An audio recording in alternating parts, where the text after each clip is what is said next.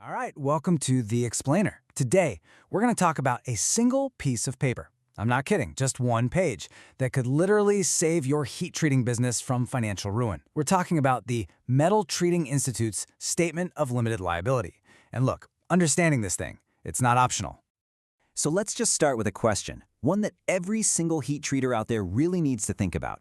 I mean, you're in a business of super high stakes, right? High precision. What happens when a single part fails? It could have absolutely catastrophic consequences for your whole company. So the big question is, how do you protect yourself? Well, to really get why this protection is so crucial, you first have to understand the battlefield you're on every single day. The world of heat treating, as you know, it's just inherently complex. It is packed with risk. What you do is a sophisticated science for sure, but even when you do everything right, follow all the best practices, those hazards are always lurking. We're talking about stuff like material warping, cracking, or those totally unexpected metallurgical changes.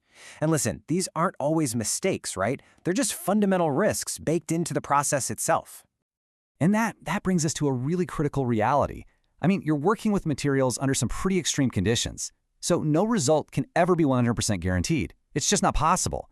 And that uncertainty, that's exactly why managing your legal exposure isn't just some good idea. It's absolutely essential for survival. Okay, so how do you fight back on this battlefield we've been talking about? Let's introduce your essential piece of armor. It's the MTI statement. Now, this is not just some generic legal boilerplate you pull off the internet. Nope. The MTI Statement of Limited Liability is a specialized shield. It's copyrighted, and it was crafted exclusively for MTI members to defend against the very unique challenges and, honestly, the disproportionate risks that you face in this industry.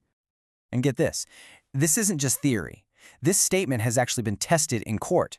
It's been proven effective time and time again, saving MTI members from some truly devastating, completely unreasonable claims. So the question is, how does this shield actually work? How does it protect your business when, a claim is made? Let's break down the key parts of this defense. Okay, so the most important part is this. The statement caps your financial liability at twice the amount you charge for the work. That's huge. Think about it. This one simple term stops a small $100 job from blowing up into $1 million lawsuit because of some downstream failure. It keeps the risk right in line with the reward. All right, here's another really smart layer of protection. The statement gets rid of what are called implied warranties. Now, that's just legal speak for when a customer tries to claim a part wasn't fit for their specific purpose, or that it wasn't good enough after it left your shop.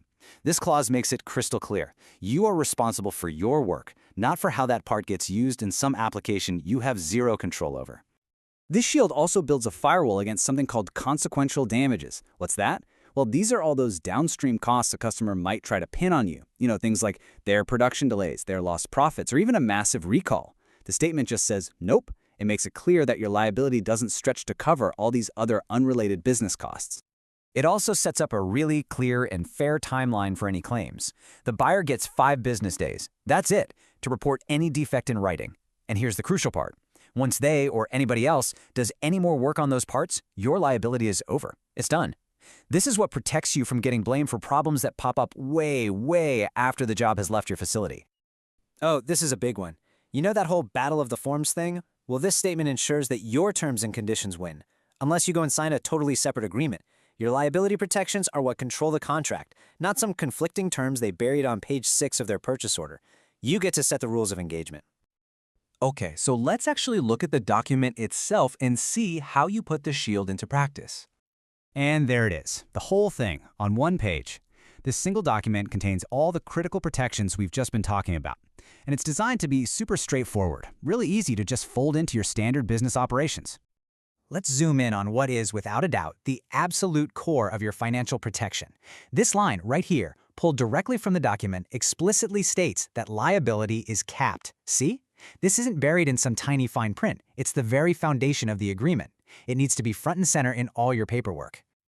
So let's bring this all home. Why is this one document so important? Let's talk about the bottom line for your business.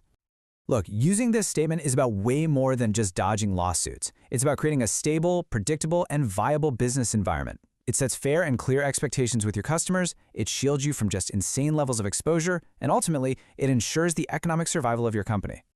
Because really, the risk of not using this statement is just too high. A single failure on a single part could trigger a chain of events that puts your entire operation, everything you've built, in jeopardy. So, we'll end with this final thought. Seriously, go back and check your quotes. Check your purchase orders. Check your terms and conditions. Is your company's most essential shield actually in place? Because in the high-stakes world of heat treating, this is the one piece of armor you absolutely cannot afford to be without.